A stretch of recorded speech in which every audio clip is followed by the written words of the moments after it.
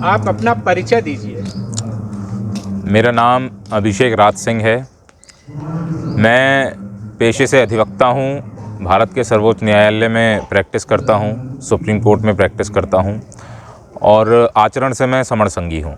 संघ के लिए अपना पूरा जीवन मैंने दिया है।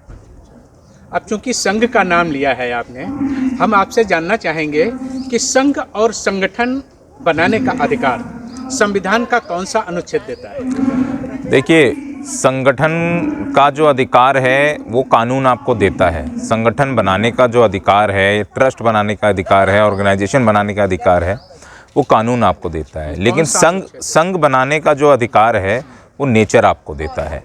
संघ बनाने के लिए किसी कानून में कोई धारा नहीं है कि संघ बनाने के लिए इस धारा के अंतर्गत संघ बनेगा। इनफैक्ट कमाल की बात तो ये है कि ये जो हमारा संविधान है भारत का, ये खुद ही संघ के अधीन आता है। संविधान नहीं बताता है संघ कैसे बनेगा, जबकि संघ बताता है संविधान कैसे बनेगा। जैसे आप संविधान की प्रियम्बल की पहली लाइन पढ़ते हैं तो वो स्टार्ट होती है we the people of India. जैसे ही बात होती है we the people of India की, यानी सारे भारतीय एक साथ, उन भारतीयों का समूह, वो समूह संघ कहलाता है। ऐसे ही जो समर संघ है, अगर आप ये कहते हैं कि इसको बनाने का अधिकार संविधान ने कैसे दिया, इसको बनाने का अधिकार संविधान नहीं देता है। संविधान भी संघ के अधीन आता है। और ये जो संघ है, समर संघ है, ये संविधान से भी हज़ारों साल पहले से चला आ रहा है। ये बुद्ध से भी पहले से चला आ रहा है। इसको बनाने के लिए किसी कानून की आवश्यकता नहीं है। ये जो सभा हो रही है या अन्य जो सभाएं होती हैं, तो ऐसी सभाएं करने का अधिकार संविधान के किस अनुच्छेद में नहीं है? ये जो सभाएं हैं, ये आपको कहीं भी इकट्ठा होने का जो अधिकार है वो संविधान आपको देता है। आप कहीं भी बिना हथियार के सही इंटेंशन के साथ आप इकट्ठे हो सकते हैं। यह अधिकार आपको संविधान देता है। हाँ। अच्छा, शिक्षा का अधिकार दिया है संविधान में, थोड़ा बताएंगे कि किस आर्टिकल में निहित है? देखिए, शिक्षा का जो अधिकार है वो आपके जीवन के अधिकार के साथ आता है। आप अगर पैदा हुए हैं और आप अगर वेलफेयर स्टेट में पैदा हुए हैं, बेसिकली जो कॉन्स्टिट्यूशन ऑफ इंडिया है और बेसिकली जो भारतीय गणतंत्र है, वो वेलफेयर स्टेट की अवधारणा है। वेलफेयर स्टेट की अवधारणा में जो शिक्षा है वो आपका फंडामेंटल राइट बन जाती है। प्राइमरी एजुकेशन आपके लिए फंडामेंटल अधिकार है और उस अधिकार को दिलाने के लिए संविधान की ये जिम्मेदारी है, सरकार की जिम्मेदारी है कि उसको एज इट इज़ एग्जीक्यूट करें और सबको प्राइमरी एजुकेशन बराबर दें। और साथ अधिकांशतः ये सुना जा रहा है कि संविधान खतरे में है। एक वकील होने के नाते आप थोड़ा स्पष्ट करें, क्या वास्तव में संविधान खतरे में है या नहीं है? देखिए, पिछले कुछ समय से अगर आप देखेंगे, पिछले एक दशक के अंदर ये बहुत तेज़ी से बात फैलाई जा रही है कि संविधान खतरे में है, संविधान खतरे में है, संविधान खतरे में है। और इस संविधान के खतरे को टालने के लिए या संविधान को खतरे से बचाने के लिए या संविधान को बचाने के लिए तरह तरह की चीज़ें हो रही हैं, तरह तरह की रैलियां हो रही हैं, तरह तरह की बैठक हो रही हैं, विमोचन हो रहा है, पाठ हो रहा है, संविधान की जानकारी दी जा रही है।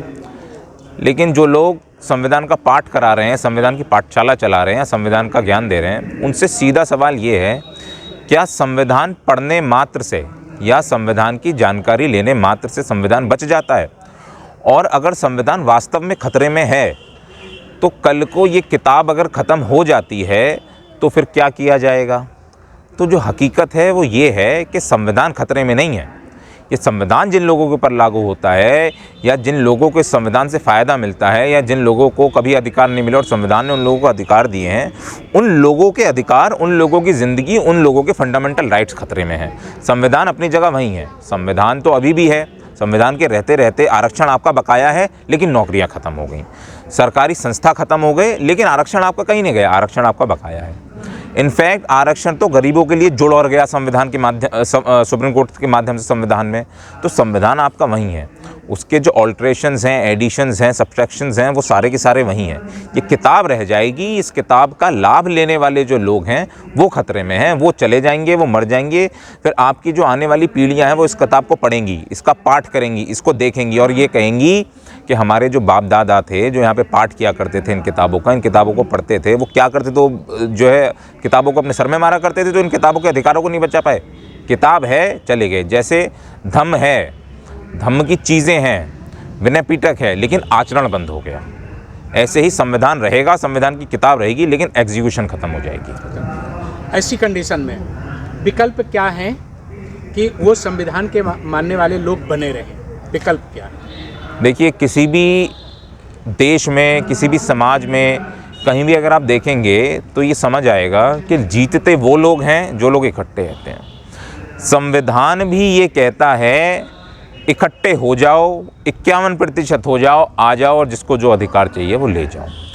जब जब लोग इकट्ठे होंगे और संविधान की शरण में जाएंगे, संविधान तभी आपको अधिकार दे सकता है। जो लोग बिखरे हुए हैं, जो लोग इकट्ठे नहीं हैं, जो संविधान की रिक्वायरमेंट पूरी नहीं कर सकते, संविधान उनको कभी अधिकार नहीं दे सकता। इसलिए लोग अपने दिमाग से बात बिल्कुल निकालते हैं कि संविधान खतरे में है। उसकी किताब को सर पे ढोने से, उसके आगे मोमबत्ती लगाने से, उसके बारे में चर्चा करने से वो नहीं बचेगा। वो बचेगा तभी जब सारे के सारे इकट्ठे हो जाएंगे, क्योंकि बाबा साहब इस बात को बता करके गए हैं, संविधान कितना ही अच्छा क्यों ना हो, अगर उसको लागू करने वाले लोग अच्छे नहीं हैं तो वो बुरा है, और संविधान कितना ही बुरा क्यों ना हो, अगर लागू करने वाले लोगों की मंशा अच्छी है तो वो अच्छा है। इनफैक्ट संविधान हैंडओवर करने के तुरंत बाद बाबा साहब ने ये कहा था कि मैं पहला आदमी होऊंगा जो संविधान को आग लगा देगा। लेकिन इस बात को लोग आधा बताते हैं, पूरी बात नहीं बताते। उन्होंने ये कहा था, मैं पहला आदमी होऊंगा जो संविधान को आग लगा देगा यदि ये ठीक से नहीं चला। यानी जो सारा खेल है वो विल पावर का है, यानी जो सारा खेल है वो इंटेंशन का है। अच्छी इंटेंशन वाले, अच्छी विल पावर वाले, अच्छे लोग अगर इकट्ठे होकर आते हैं तो संविधान इतने फ़ायदे देता है, इतने फ़ायदे देता है कि फ़ायदे समेटने वाले लोग कम पड़ जाएंगे, वो फ़ायदा देना बंद नहीं करेगा। समर संघ का मूल मोटो क्या है और आगामी समय में ये कितना हितकारी होगा? देखिए, समर संघ या संघ बहुत पहले से चलता आ रहा है। इसके जो एग्जाम्पल्स हैं वो आप ये देख सकते हैं। अगर आपने ये नोट किया हो कि कोई भी पॉलिटिकल रिवॉल्यूशन सोशल और कल्चरल रिवॉल्यूशन के बिना नहीं होता है। इस बात को हमारे जो मंच पर लोग खड़े होते हैं वो चिल्ला चिल्ला के कहते हैं, लेकिन इस बात को वो खुद ही नहीं समझते कि जब तक कल्चरल और सोशल रिवॉल्यूशन नहीं होता तब तक पॉलिटिकल नहीं होता। बाबा साहब ने भी कहा है, every political revolution preceded social and cultural revolution. संघ का जो काम है वो सोशल और कल्चरल है, संघ का काम कोई पॉलिटिकल नहीं है। अगर कोई ये सोचता है कि संघ राजनीति में जाएगा या राजनीति से बचा देगा, नहीं। संघ का काम सोशल और कल्चरल है और ये निरंतर चलने वाला काम है। ये पहले चला करता था तो हम राजा थे, हम डॉक्टर थे, हम इंजीनियर थे, हम वकील थे, हम जज थे, सब कुछ हम थे। सम्राट अशोक के समय में तो जो है हम थे, और इतना महान भारत था, इतना बड़ा भारत था कि इसकी कोई आज के समय में तो कल्पना भी नहीं कर सकते। तो उस समय संघ काम किया करता था। संघ उसके बाद भी बहुत लंबे समय तक काम किया, जब तक हम जो है हर प्रकार से आगे थे। जैसे ही संघ कमज़ोर हुआ, जैसे ही संघ टूटा और जैसे ही संघ बिखरा, हम लोग बिखर गए। आज की तारीख में भी अगर हम संघ को बढ़ाने के लिए और संघ को आगे लाने के लिए पूरे जी जान से काम करते हैं, यानी अपनी आइडियोलॉजी को अपने आप से आगे रखते हैं, अगर अपने काम को, अपने कल्चर को, अपनी सोसाइटी को, अपने सोशल रिवॉल्यूशन को खुद से आगे रखते हैं, तो जो संघ है ये उतनी ही जल्दी फ़ायदा देगा। संघ का काम जुड़ना है, जोड़ना है, बट कैसे जुड़ना जोड़ना है? कल्चरल और सोशल मैनर में।